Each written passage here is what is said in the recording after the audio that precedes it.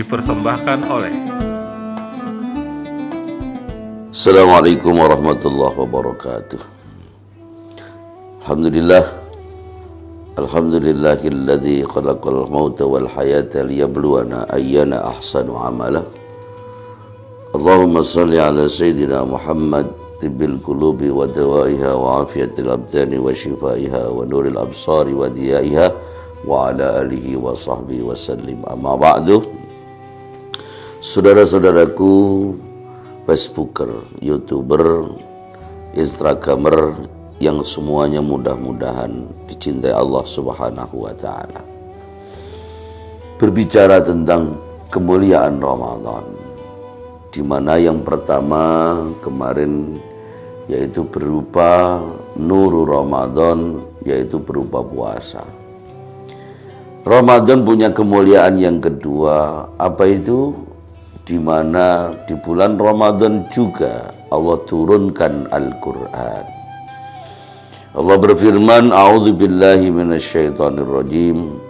Syahrul Ramadan alladzi unzila fihi al-Quran hudan linnasi wa bayyinatin minal huda wal furqan. Al-Quran diturunkan Allah pada bulan mulia, yaitu bulan Ramadan.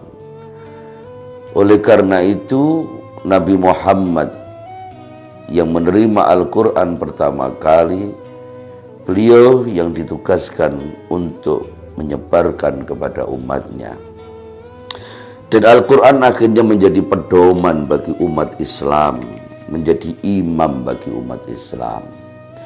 Jangan sampai terbalik, Quran imam, kita adalah makmum. Jangan sampai kita imam, Qur'annya yang makmum. Quran itu dustur, menjadi undang-undang pedoman. Karena pedoman dia adalah imam, kita adalah makmum. Karena kita makmum, apapun yang dikatakan Quran kita harus nurut. Apapun yang diajarkan Quran kita ikuti. Jangan sampai kebalik. Quran harus nurut kata kita, Quran harus nurut kemauan kita. Itu tidak benar. Karena Quran itu diturunkan Allah ke bumi adalah menjadi pedoman bagi umat Islam di dalam melangkah di dalam kehidupan agar bahagia dunia akhirat. Saudaraku yang dicintai Allah, karena Ramadan itu salah satu tempat istimewa turunnya Al-Quran, maka saudara-saudara kita di dalam bulan Ramadan, ketika sudah hari-hari akhir pertengahan Ramadan, semua banyak di mana-mana mengadakan acara nuzulul Quran. Tanggal berapa di dalam Ramadan turunnya Al-Quran?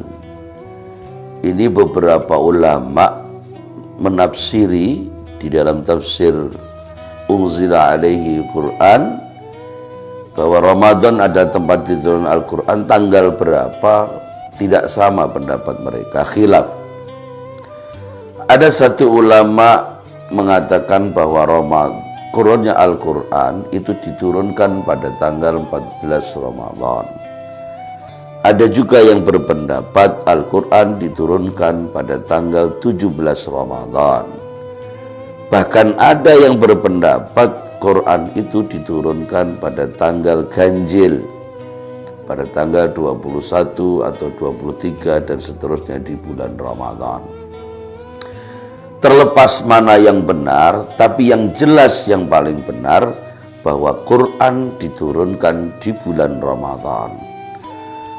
Quran itu mukjizat, Quran itu pedoman hidup, kitab sucinya Allah, yang dimana dahulu-dahulunya sudah didului kitab-kitab suci yang lain. Ada Taurat, ada Injil, ada Zabur, yang terakhir diturunkan Allah Al-Quran kepada Nabi Muhammad sebagai pedoman umat manusia.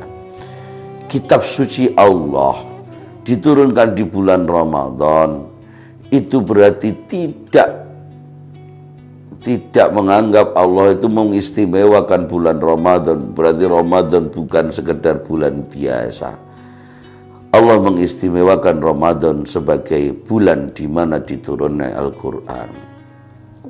Saudara-saudaraku yang dicintai Allah, Al-Quran itu mulia, kalamullah. Maka kita sebagai umatnya, Nabi Muhammad sebagai hamba Allah, ayo kita selalu menghargai Al-Quran.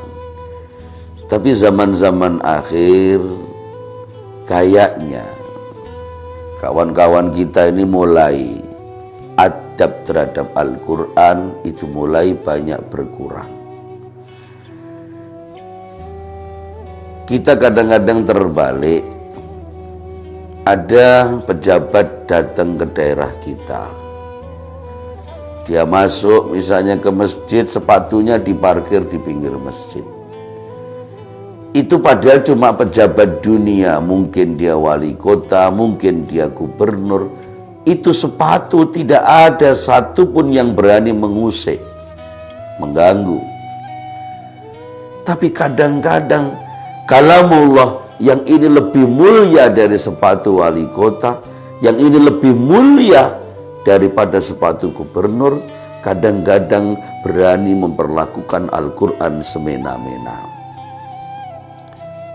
Siapa yang salah? Yang salah adalah kita yang tidak mau belajar tata krama dan adab tentang Al-Quran.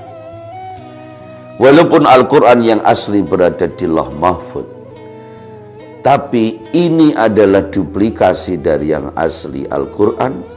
Walaupun itu duplikasi, tetap kita harus menghargainya.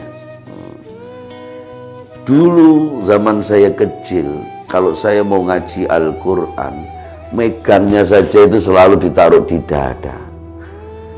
Tidak berani megang Al-Quran itu sambil melambai. Sekarang mari kita lihat anak-anak belajar Al-Quran, itu bawa Al-Quran seenaknya. Kadang ditaruh di dalam tas, tasnya dilambai-lambaikan, dibawa seenaknya. Yang kedua, dulu ketika kita belajar Al-Quran, tidak akan boleh megang Al-Quran oleh guru-guru kita sebelum kita punya wudhu. La yamassuhu illal mutahharun.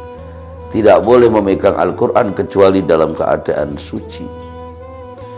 Tapi anak-anak sekarang mulai berubah. Kita lupa mengajarkan, kita lupa menegur. Mereka mengaji bawa Al-Quran dari rumah, tapi dia tidak peduli batal apa tidak, tetap bawa Al-Quran. Buktinya apa? Tahu itu batal atau tidak. Begitu sampai di tempat pengajian, gurunya baru negur, sudah wudhu belum? Belum Pak Ustadz. Nah, dan itu sering kali terjadi. Mari kita kembali punya adab sopan santun, menghargai kalamullah, melebihi menghargai orang-orang pejabat di dunia ini. Saudaraku, mari kita berdoa berbuka. Allahumma laka sumna wa bika amanna wa ala rizkika aftarna bi rahmatika ya arhamar rahimin. Assalamualaikum warahmatullahi wabarakatuh.